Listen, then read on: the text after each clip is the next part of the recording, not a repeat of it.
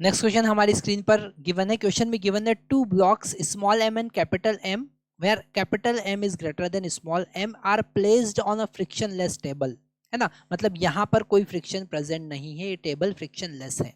As shown in figure, the massless spring of spring constant K is attached with lower end, जैसे यहाँ पर diagram में हमको दिख रहा है, slightly displace and release. Mu is the friction coefficient between two blocks. Okay, तो यहाँ पर दोनों ब्लॉक के बीच का फ्रिक्शन कोफिशिएंट गिवन है।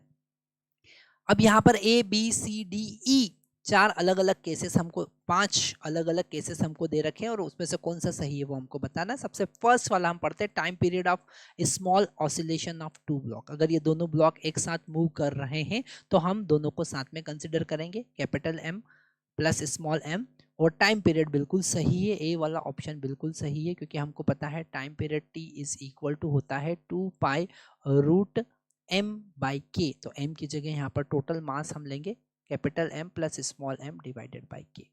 फर्स्ट वाला ऑप्शन बिल्कुल करेक्ट ऑप्शन है। सेकंड की बात करते हैं, acceleration of block A is equal to K X divided by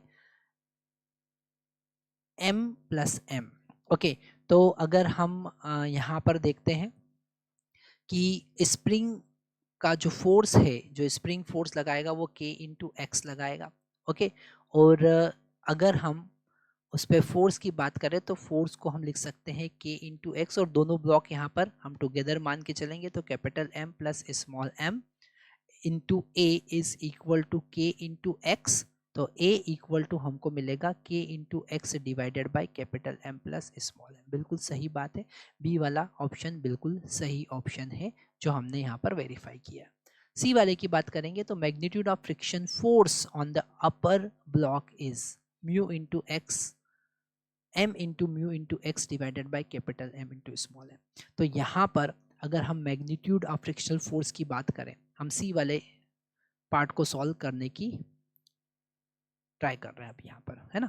तो अगर हम फर्स्ट वाले ब्लॉक की बात करें, ठीक है, उन्होंने कहा है मैग्नीट्यूड ऑफ फ्रिक्शनल फोर्स, तो फर्स्ट वाले ब्लॉक पर जो फ्रिक्शनल फोर्स काम करेगा वो आगे की तरफ करेगा अगर ये m को हमने आगे डिस्प्लेस किया, किसी पर्टिकुलर इंस्टेंट पर मान लेते हैं वो आगे मूव कर रहा है, तो ऊपर वाले पर फ्रिक्शनल फोर्स आगे की तरफ लगेगा, और वो फ्रिक्शनल फोर्स जो होगा वो स्टैटिक होगा, मास इनटू एक्सेलरेशन के बराबर। ठीक है, तो यहाँ पर हमने एक्सेलरेशन का वैल्यू अभी फाइंड किया है, तो ये हो जाएगा m इंटू ए, और a का वैल्यू कितना है, वो है k into x divided by small m plus capital M। और यहाँ पर इन्होंने म्यू का मल्टीप्लाई कर रखा है जो कि बिल्कुल गलत है, मतलब सी वाला पार्ट हमारा गलत है, यहाँ पर म्यू नहीं आएगा, यहाँ पर के आएगा। ओके, तो हम सी वाले के लिए फ्रिक्शन फोर्स का वैल्यू m इंटू के into x divided by small m plus capital M लिखेंगे, न कि जो ऑप्शन में गिवन है। डी वाला पार्ट देखते हैं, the maximum amplitude of upper block if it does not slip.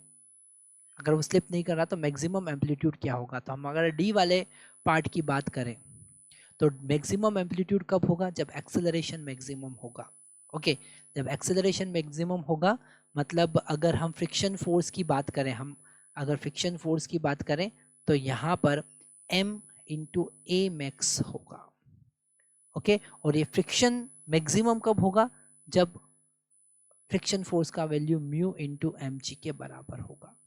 Okay, तो यहाँ से m से m हम कैंसिल कर सकते हैं। ओके, और अगर a का वैल्यू हम यहाँ पर पुट करें, एक्सेलरेशन का वैल्यू हम यहाँ पर पुट करें, तो फर्स्ट वाले टर्म से हम a मैक्स का वैल्यू पुट कर सकते हैं, that is k into x divided by capital M plus small m is equal to mu into जी।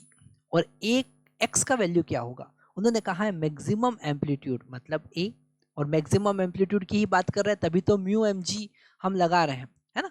तो वहां पर फ्रिक्शन भी मैक्सिमम होगा, तो हम लिखेंगे k into a is equal to mu small m plus capital M into g. Okay, तो यहाँ पर a का वैल्यू हमको पता चलेगा जो कि mu into small m plus capital M into g divided by k होगा, मतलब डी वाला ऑप्शन बिल्कुल करेक्ट ऑप्शन है। ओके, और मैक्सिमम फ्रिक्शन फोर्स तो हम पहले ही यहाँ पर बता चुके हैं जो कि होगा म्यू एम जी। ओके, क्योंकि नॉर्मल रिएक्शन किस m के कारण ही लग रहा, ना कि कैपिटल M के कारण, तो मैक्सिमम ई वाला भी गलत है, डी वाला सही ऑप्शन है, मतलब हम लिखेंगे A is the correct answer. A, B, D only are the correct option. Thank you.